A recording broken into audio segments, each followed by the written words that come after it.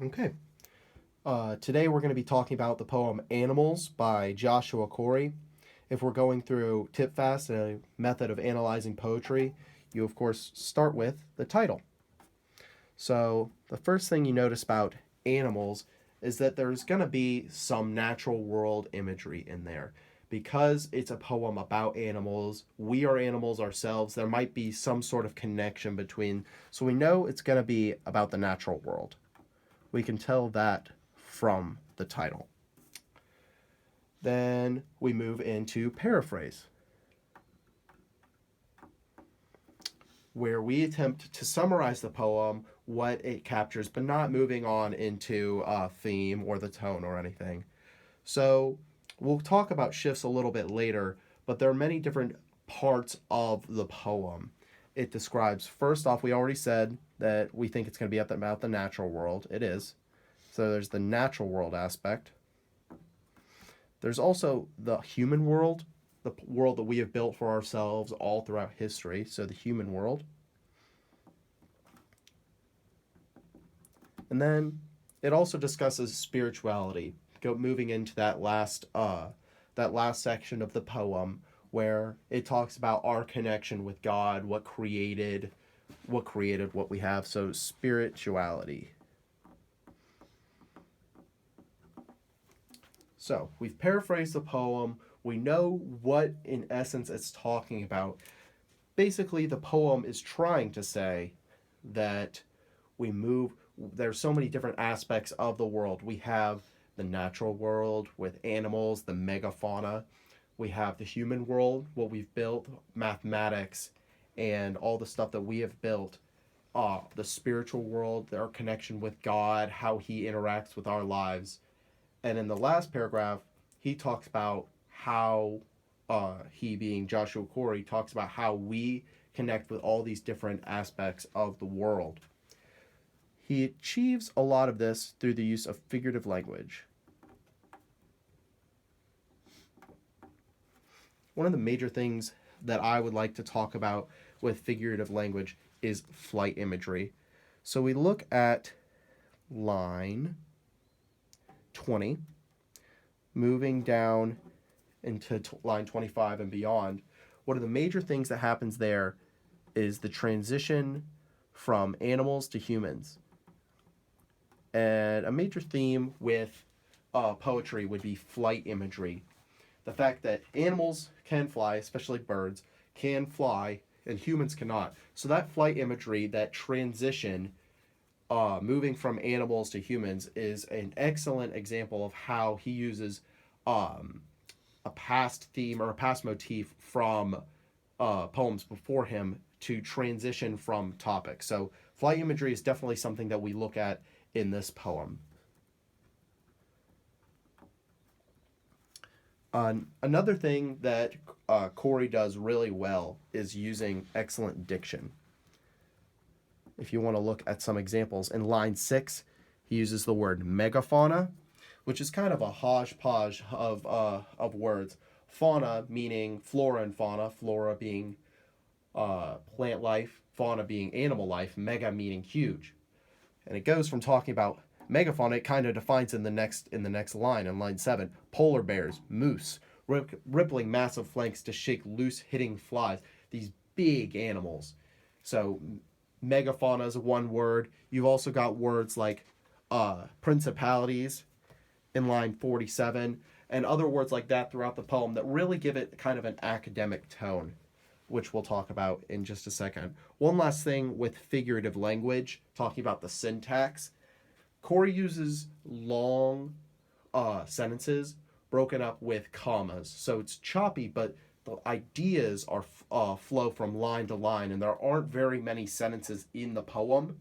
And that, again, goes back to the tone that we're going to talk about a little bit later. Tipfast uses the word attitude, but it really just means tone. Attitude. So the biggest tone word that we have for this poem is reflective, because it calls for us to look at our own emotions to interpret the poem. Poetry, it's very hard to find the one meaning that's overlapping for everyone. This poem is especially difficult because everyone looks at life in a different way. And it just calls for you to look at what your personal perspective is. And so you can tell that throughout the poem because you've got these long ideas, and rather than ideas that are made to sound like statements, things that are proven to be true. These are ones that are called for us to think about. So you've got reflective. It also has an academic and philosophical tone. Again, leading back to that diction, you have all these different words that call us to think about the things that humans have created over time throughout history, mathematics, philosophy, architecture, everything that we have created. So it takes an academic mind to think about that in its entirety because it's a huge part of our lives as people. So that's how we talk about tone. This poem uses shifts. That was not a very good shift to talking about shifts, but we're going to talk about shifts. There are lots of smaller shifts throughout the poem, when especially this one talking about flight imagery. But the biggest shift in the poem is at line 51 through 52, where it goes from talking about things that are proven to be true, that we can observe with our eyes, to talking about things that are spiritual. And moving on into the back, it goes all the way through line 65. The spiritual body. That phrase, it's short, it's small, it has its own line.